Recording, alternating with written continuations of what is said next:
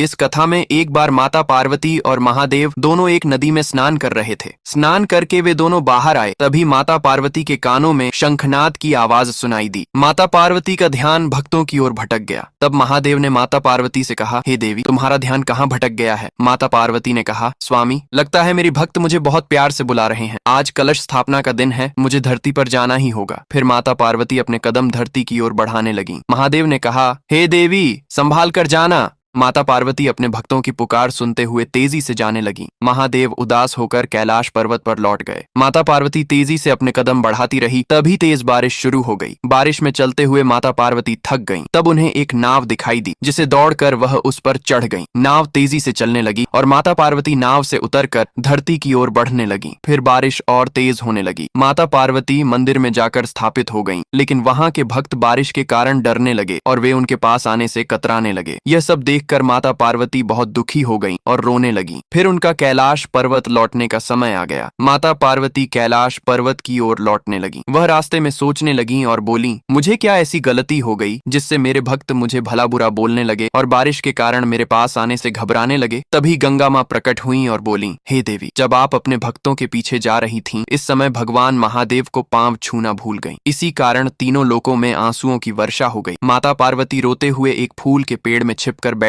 गईं और एक फूल बनकर खिल गईं। तभी महादेव उदास होकर वहां से गुजरे। माता पार्वती रोते हुए फूल बनकर महादेव के चरणों में गिर पड़ी। महादेव ने उस फूल को उठाकर कहा, तुम तो मेरी पार्वती हो। माता पार्वती अपने वास्तविक रूप में आई और बोली, हे स्वामी, मुझे माफ कर दो। मैंने अपने भक्तों की भक्ति देखकर आपके पांव छूने को भूल गई थी। इसी कारण मुझे बहुत से भक्तों ने प्रणाम नहीं किया। महादेव ने माता पार्वती के मस्तक पर हाथ रखा और बोले, जो अपनी गलतियों को मानते हैं उनकी गलतियां माफ कर दी जाती हैं। जैसे तुमने मेरे पांव छूकर प्रणाम किया, वैसे ही मैं तुम पर अपना आशीर्वाद और तुम्हारी भक्तों को भी आशीर्वाद हमेशा दूंगा। तभी बारिश थम गई और सभी जीव जंतु खुशी से झूम उठे। महादेव और माता पार्वती कैलाश पर्वत पर वापस लौट गए। तभी माता पार्वती बोल रही है, जो भी इस कथा को देख रहे हैं उसने मेरे महादेव के लिए लाइक और सब्सक्राइब नहीं किए हैं।